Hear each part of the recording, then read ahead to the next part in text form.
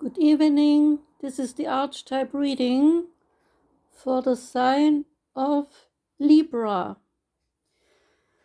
So Libra, let's start right away.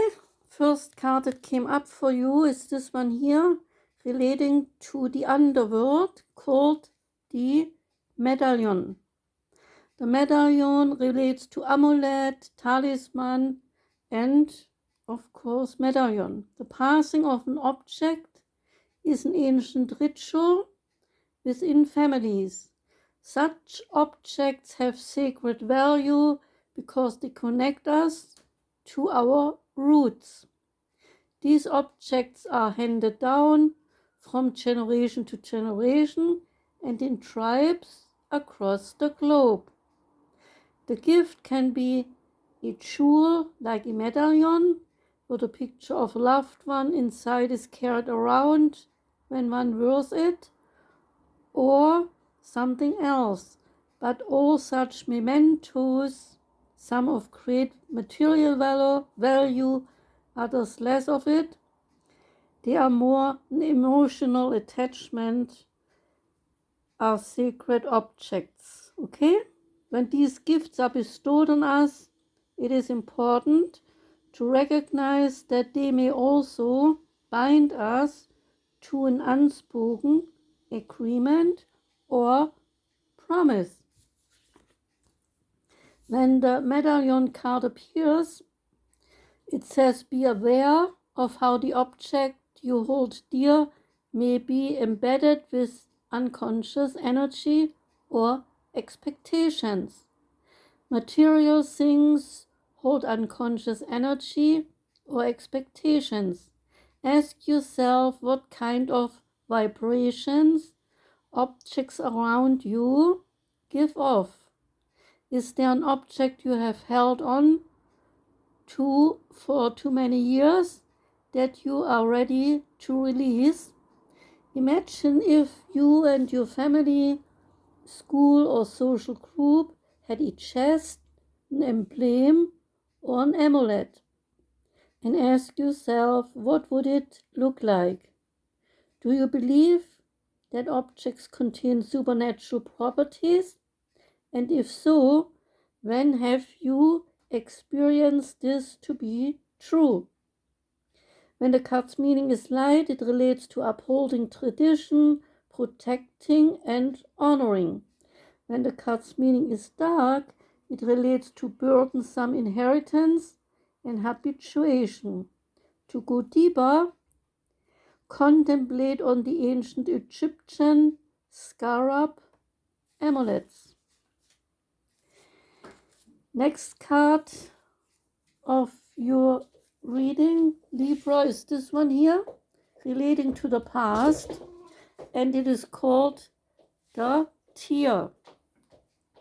And the tear relates to mourning, to release, and to the rain. Tears are droplets to let go of. Once they begin to fall, we allow emotions to run its elemental course. Often this tear is needed in order to bring about the next level of a situation, so we have that needed conversation to clear up a misunderstanding. Some say that tears are so powerful they can soften our egos and so open up a portal to the unseen world. Through our watery eyes, our ancestors catch a glimpse of us, and we are reminded of their eternal embrace. We suddenly become aware of our humanity and humility, which allows us to be held by the eternal embrace. Sorry for the cat, it's always the same thing. I'm disturbed. I disturbed as soon as I do this here. The cat is making noises. I'm sorry. Let me read again. We suddenly become aware of our humanity and humility, which allows us to be held by the eternal embrace. It is likely this card appears when there is grieving yet to do. is sinking down into disappointment or despair, that once we acknowledge it, will bring us clarity to our dewy eyes. If both the tear and the river appear, then this spread says it indicates an excess of the water element in your life. As in the Ayurvedic tradition, balance it with fire and earth. The tear is powerful and it is possibly be subsumed in its waters. Find a supportive place to open the floodgates. When the card's meaning is light, it relates to melody, melancholy, and flowing through. When the card's meaning is dark, it relates to drowning, drama, and murkiness. To go deeper, read Nicholas Rachel Lindsay's poem, Rain. Next card is this card for you, Libra, relating to heaven, and it's called the animal. And the animal is the beast, the wild one, and also the she-wolf. We are mammals, and the hair on our chest and between our legs remind us. Although we try very hard to deny our unrefined animalistic natures, it is always present. With this card, the animal within us is activated and reawakens our relationship to nature in a most broad and embodied sense. Drinking from waterfalls, roaring at the moon, and opening eyes underwater, eating berries from the vine. All these things are embodied in nature and taken over by our senses. The life force of our planet begs us to leave behind the social constructs and instead remember the warm blood that pulses through our veins. The animal longs for breath, food, procreation, and physicality. It wants soil under the nails and starlight on the skin. In case this sounds all terribly unsophisticated to you, then just take note about what is said about Buddha when he became enlightened. During the moment of enlightenment, Buddha roared like a great lion. Do you notice a resistance to the animal within? Where does it come from? And what has it kept you from doing? My wild one, asked this cat. The animal's demands on us is to get comfortable in our own skin.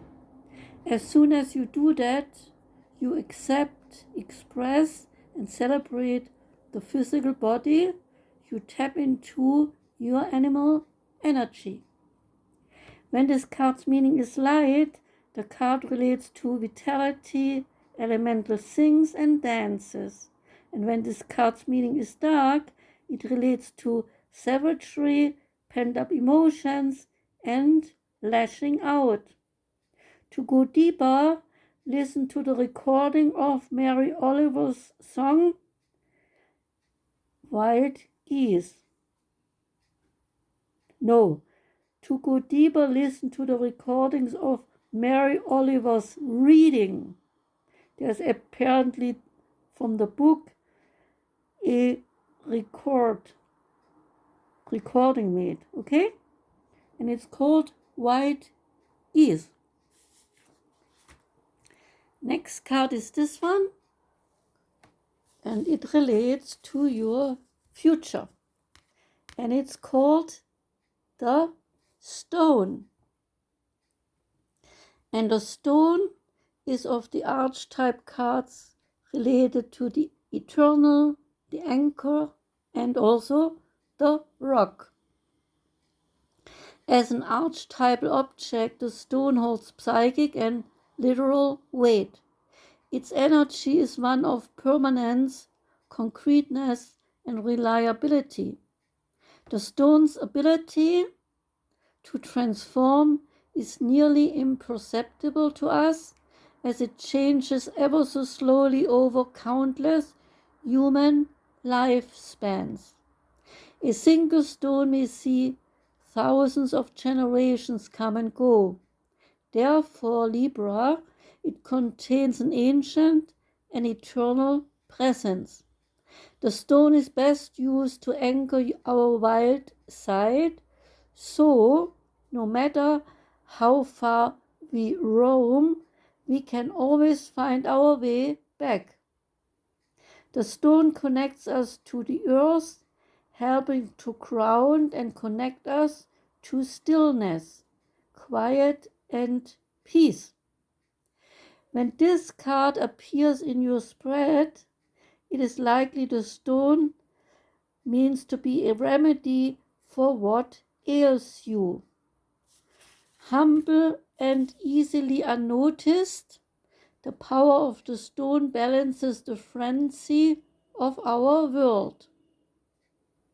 When the card's meaning is light, it relates to steadfast, loyal, committed, and present. And when the card's meaning is dark, it relates to weighed down, holding back, and coldness. To go deeper, read Caspar David Friedrichs. No, not read. To go deeper, relate to Caspar David Friedrichs' A Walk at Dusk. I believe it's a painting because I think he is a painter. So look it up, I'm not sure, but Caspar David Friedrichs sounds like to me like I read about him and he's a painter, okay? So to go deeper, find out what he has created called A Walk at Dusk. And the next card for you, Libra, and also last card, is the one that relates to yourself, called the Mirror. The card, the Mirror, for Libra says or relates to reflection, illusion, and the looking glass. We look into mirrors every day without recognizing them as portals into another realm.